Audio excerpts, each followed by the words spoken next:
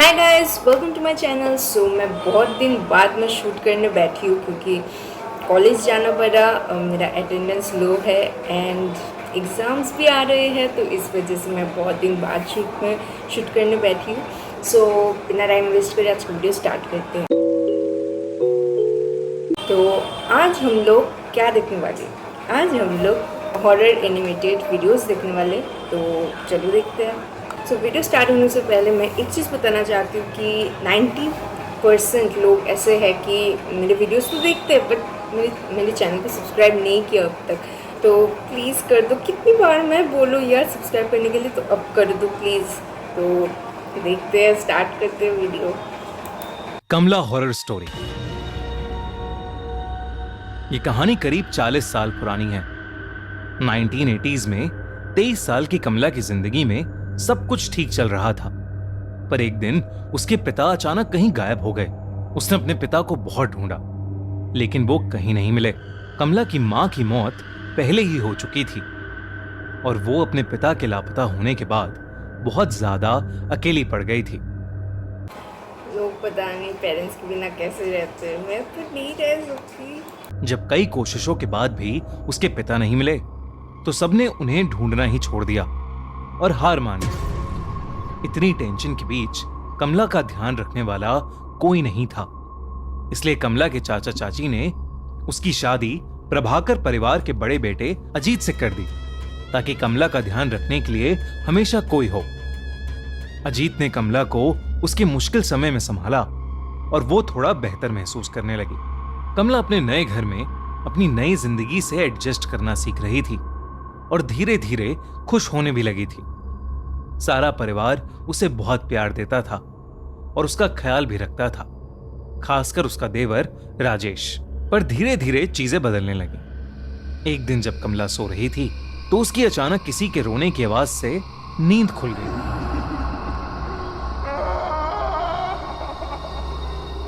उसने शायद उसका देवर भूत होगा। बगल में देखा तो अजीत अभी भी सो रहा था और कमरे में उन दोनों के अलावा और कोई नहीं था। उसे वो आवाज फिर से आई, लेकिन अभी भी उसे कोई नहीं दिख रहा था। उसने इसे अपना वहम समझा और चुपचाप वापस सो गई। लेकिन उस दिन के बाद से उसे लगभग हर वक्त वो रोने की आवाजें सुनाई देने लगी थीं। उसे ऐसा लगने लगा था कि ये आवाजें शायद उसके पिता की हैं, जो दर्द में चीख रहे हैं और उससे मदद मांग रहे हैं। कमला अब घबरा चुकी थी और उसने ये बात अजीत और रजनीश को बताई। दोनों ने ये उसका वहम समझा और उसे कहा कि शायद ये इसलिए हो रहा है क्योंकि वो अपने पिता को बहुत मिस कर रही है। तो उसके पति को और उसके देवर को शायद पता है उसके पापा के बारे में, मुझे ऐसा लग रहा है। धीरे धीरे कमला की तबीयत भी खराब रहने लगी। उसे हर वक्त गुस्सा आने लगा था। वो छोटी छोटी बातों पर चिढ़ जाती थी और अगर उसे कोई किसी भी चीज के लिए मना करता तो वो उसको जान से मारकर खाने की धमकी देने लगी थी। सबको लगा कि अपने पिता के खोने का दुख उसके दिमाग पर हावी हो रहा था, लेकिन इस सब के बीच कमला को वो आवाजें अभी भी आ रही थीं। एक दिन वो आवाज कमला को हवेली के एक पुराने कमरे से आ रही थी। वो जब उस कमरे में गई तो उसे वहां एक काली मूर्ति मिली। उस मूर्ति को देखते ही उसे एक अजीब सी बेचैनी महसूस हुई, लेकिन जैसे ही उसने मूर्ति को छुआ उसे बेहद अजीब सा लगने लगा। उसे घुटन महसूस होने लगी और उसे सांस लेने में अचानक बहुत ज्यादा तकलीफ होने लगी। कमला ने घबराकर उस मूर्ति को वापस नीचे रख दिया। कमला को डर लग रहा था और वो कमरे से बाहर ही जा रही थी कि उसके पैर में कुछ भारी सी चीज आकर लगी। जब कमला ने ध्यान से देखा तो वहां एक इंसानी खोपड़ी, एक स्कल उसके पैरों में पड़ा था। तब कमला को देखा कि उस कमरे में कुछ और भी चीजें पड़ी हैं। उस कमरे में ढेर सारी इंसानी हड्डियां इधर उधर पड़ी थीं और हर जगह खून ही खून था। वो जब उस कमरे को और ध्यान से देखने लगी तो वहां उसे एक खत मिला। उसने खत उठाया और उसे पढ़ने लगी। खत में लिखा था कि वो मूर्ति श्रापित है और इसने उनके पुरखों को भी परेशान किया है। ये सब पढ़ते ही कमला को अपने पिता की चीख सुनाई दी और वो मूर्ति अपने आप जोरों से हिलने लगी। कमला को एक अजीब सा भारीपन महसूस होने लगा, जिसके बाद वो एकदम से बेहोश हो गई। कमला ने जब अपनी आंखें खोली तो वो अपने कमरे में ही थी और सब परिवार वालों ने उसे घेर रखा था। कमला उन्हें सब कुछ बताने लगी, लेकिन सबने उसको बताया कि उन्हें वो घर के ड्राइंग रूम में बेहोश पड़ी मिली थी और शायद ये उसका कोई बुरा सपना था। उन्होंने कमला को दवाई दी और उसे सुला दिया, पर उस रात कमला हमेशा हमेशा के लिए बदल गई। अजीत बाकी रातों की तरह डिनर के बाद वॉक करके कमरे में आया तो उसने देखा कि कमला बिस्तर पर नहीं, बल्कि कमरे के एक अंधेरे कोने में दीवार की तरफ मुंह करके जोर जोर से हंस रही है। उसने कमला का नाम चिल्लाया। कमला उसकी तरफ मुड़कर रोते हुए, मदद मांगते हुए उससे कहने लगी, मैं निर्दोष हूं, मुझे बचा लो। कमला को इस हालत में देखकर अजीत टूट गया और वो उसे गले लगाकर शांत करने लगा। किसी तरह उसने कमला को शांत करके बिस्तर पर लेटा दिया और वो रात जैसे तैसे बीत गई। पर अगले दिन कमला की तबीयत और ज्यादा बिगड़ने लगी। अगर कोई भी उसका नाम लेता तो वो उसकी तरफ मुड़कर उसे जान से मारने की धमकी देती। कमला की शक्ल भी अब बदलने लगी थी। धीरे धीरे उसका चेहरा सफेद पड़ने लगा था, आंखों के नीचे काले गड्ढे हो गए थे और वो पागलों की तरह बिहेव करने लगी थी। सारा प्रभाकर परिवार कमला को इस हालत में देखकर बहुत परेशान था, क्योंकि कमला ने रात को पागलों की तरह हंसना शुरू कर दिया था। कमला पूरा दिन बस रोती और हंसती रहती। प्रभाकर परिवार को लगा कि कमला पागल हो चुकी है, लेकिन उससे पहले वो कुछ कर पाते, उनके साथ एक बहुत बड़ा हादसा हुआ। एक दिन शाम को कमला के ससुर अपने रूम में बैठकर चाय पी रहे थे, जब उन्हें एकदम से अपनी पीठ पर ऐसा महसूस हुआ कि जैसे उनकी पीठ में कोई नुकीली चीज घुसा दी। उन्होंने दर्द में जब मुड़कर देखा तो कमला वहां खड़ी पागलों की तरह हंस रही थी। कमला के हाथों के नाखून कमला के ससुर की पीठ के अंदर थे। कमला के ससुर ने जोर से चिल्लाया और सब कमला को कंट्रोल करके अंदर ले गए और उसे उसके कमरे ये नहीं समझे कि ये पोजेस हो गई है में ले जाकर उसे बेड से तांत्रिक को दिखाओ बांध दिया। लेकिन देर रात अजीत ने देखा कि कमला बिस्तर में थी ही नहीं। उसने बाहर जाकर देखा तो कमला भागती हुई उसके ससुर के कमरे में घुस गई। अजीत कमला को पुकारता हुआ उनके कमरे में घुसा, पर इससे पहले वो कुछ कर पाता, कमला ने अपने ससुर को पकड़ लिया और बिना कुछ सोचे समझे उन्हें जानवरों की तरह मारकर उनके शरीर का मांस नोचने लगी और फिर उसे खाने लगी। पूरा घर चीखों और डर से गूंज उठा, लेकिन कोई भी कमला को रोक नहीं पा रहा था। अजीत और उसकी मां ने कमला को उनके पिता की लाश के साथ लॉक कर दिया। उन्हें कुछ समझ नहीं आ रहा था और अंदर कमला पागलों की तरह चिल्लाई जा रही थी। वो जोर जोर से चीख कर कह रही थी कि मैं सबको खा जाऊंगी। अजीत की मां को समझ आ गया था कि कमला पर किसी का काला साया पड़ गया है, या वो खुद एक चुड़ैल बन चुकी है, जिसे रोक पाना अब शायद असंभव हो गया है।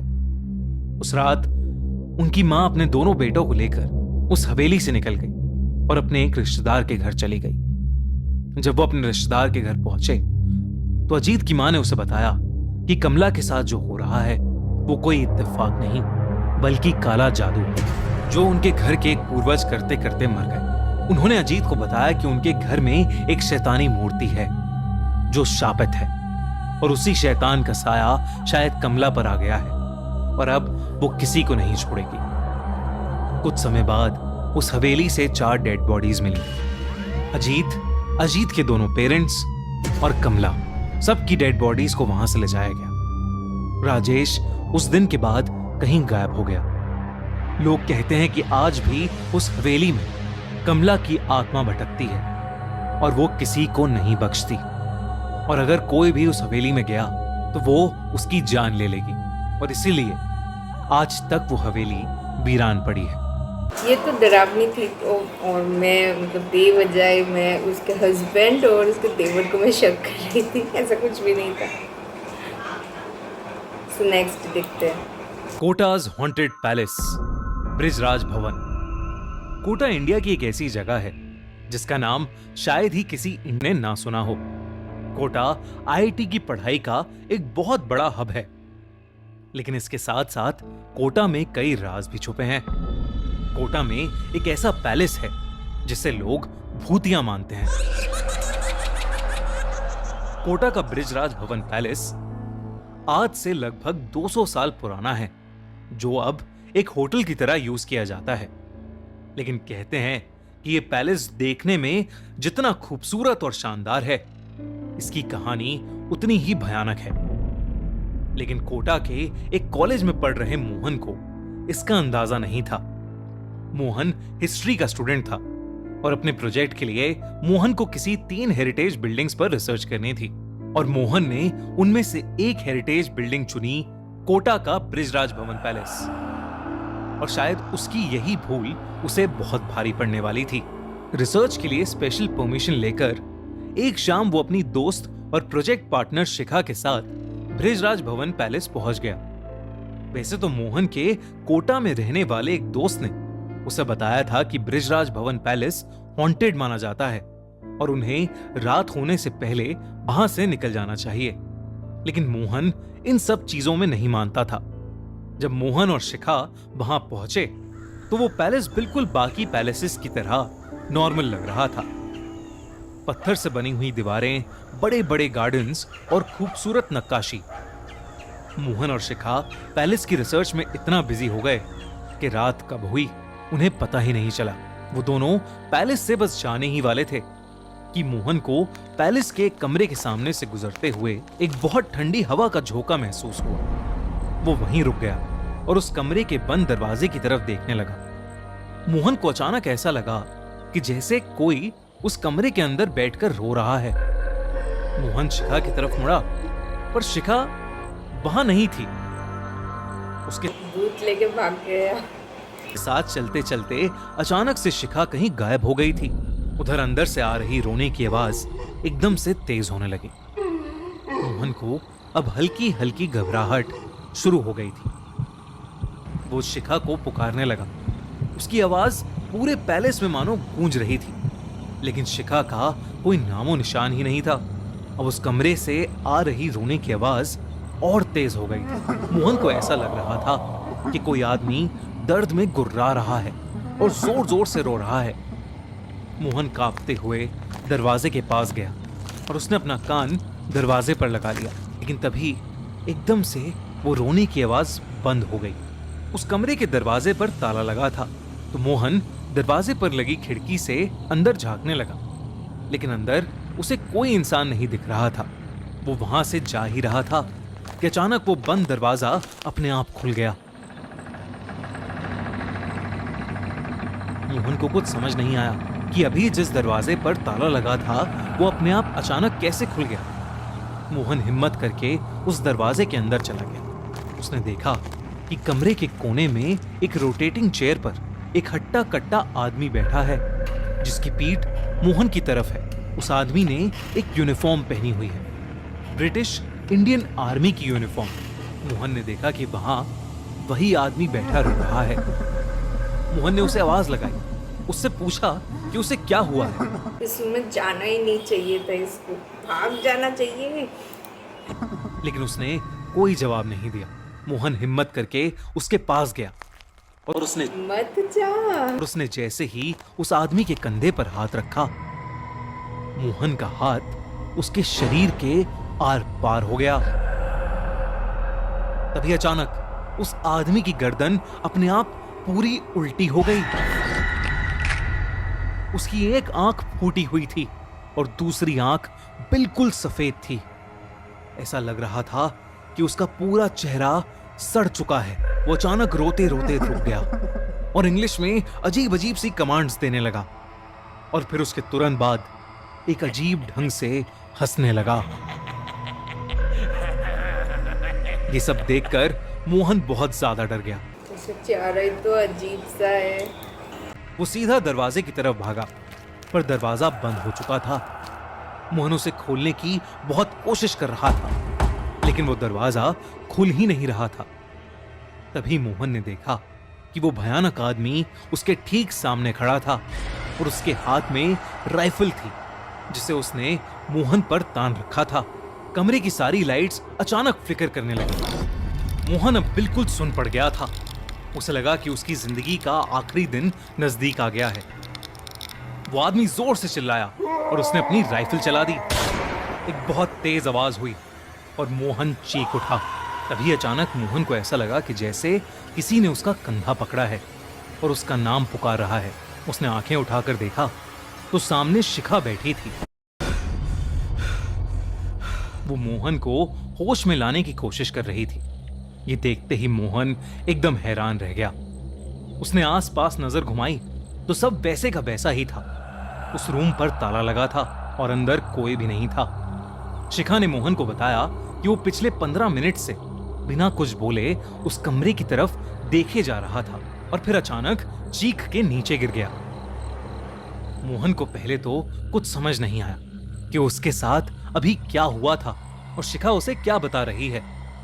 उसे कुछ देर के लिए लगने लगा कि शायद वो हैलुसिनेट कर रहा था, लेकिन फिर बाद में शिखा ने जो उसे बताया उसे सुनकर मोहन के पैरों तले जमीन खिसक गई। शिखा ने बोला कि जिस कमरे के बाहर मोहन जमकर खड़ा हो गया था, उस कमरे के अंदर कोई अंग्रेज आदमी यूनिफॉर्म पहने खड़ा था।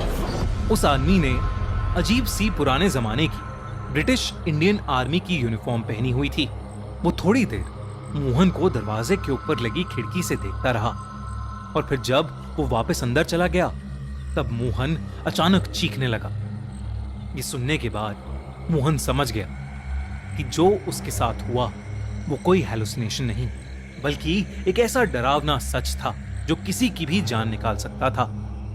जब मोहन ने इस पैलेस के बारे में और पूछा तो उसे पता चला कि इस पैलेस में एक ब्रिटिश आर्मी का टॉप ऑफिसर रहता था जिसे ये पैलेस बहुत पसंद था। लेकिन फ्रीडम स्ट्रगल के दौरान इंडियन सोल्जर्स ने इस पैलेस में घुसकर उस ब्रिटिश जनरल को मार दिया था। कहते हैं कि आज तक उस ब्रिटिश ऑफिसर की आत्मा ब्रिजराज भवन पैलेस को हॉन्ट कर रही है और अपना बदला लेने का वेट कर रही है। यूं तो माना जाता है कि वो भूत किसी को नुकसान नहीं पहुंचाता, पर कई लोगों ने उस ब्रिटिश ऑफिसर को वहां अलग अलग चीजें करते देखा है। वहां के कई वॉचमैन ने यह भी बताया कि ड्यूटी करते टाइम कोई अदृश्य शक्ति उन्हें थप्पड़ मार देती थी और तो और इंग्लिश में उन्हें ऑर्डर्स भी देती थी। उस रात के बाद मोहन फिर कभी उस पैलेस के आसपास भी नहीं गया। उसके साथ जो भी उस रात हुआ शायद ही मोहन उसे कभी भुला पाएगा। लेकिन दोस्तों, क्या आप जाना पसंद करोगे कोटा के ब्रिज? नहीं भाई, मैं तो नहीं जा रही इस पे ये देखने के बाद। सो ये भी हॉन्टेड था, दोनों ही हॉन्टेड वीडियोस थे। So that's it for today's video. If you like this video then give it a thumbs up and subscribe to my channel. And मैं मिलती हूँ आप लोगों से जल्दी ही एक नए वीडियो के साथ। तब तक के लिए बाय।